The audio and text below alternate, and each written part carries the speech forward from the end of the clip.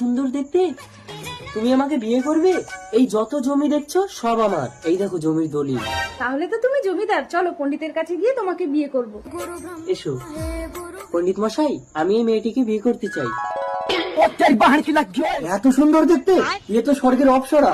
তুমি একজন শূদ্র ছোট জাত, তুমি এর কন্যার যোগ্য না। আমি ব্রাহ্মণ পণ্ডিত, আমি একে বিবাহ করব। না, আমি এনেছি, আমি বিয়ে করবো। আমি করবো না। আমি কি?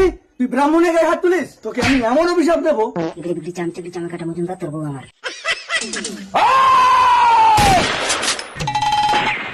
স্যার দেখুন না, আমি একটা মেয়েকে বিয়ে করার জন্য এনেছি আর পণ্ডিত নিজেই বিয়ে করে নিচ্ছে।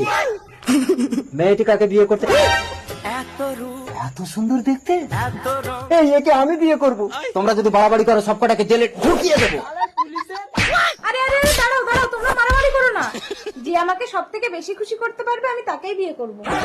এই নাও, আমার সমস্ত সম্পত্তি আমি তোমাকে দান করে দিলাম। এই সব জমি আমার। খুশি তো? এতদিন পূজা পাঠ করে যা উপার্জন করেছি সব তোমায় দান করলাম। দাও দাও।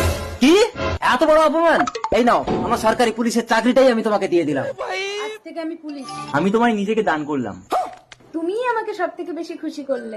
তোমরা এখন সর্বস্ব দান করে নিঃস্ব ভিখারি, তাই আমি এর সাথে চললাম। আমার বাবা ঠিক বলতো, সারা মেয়ে লোকের পাল্লায় পড়লে সব ভোগে চলে যায়।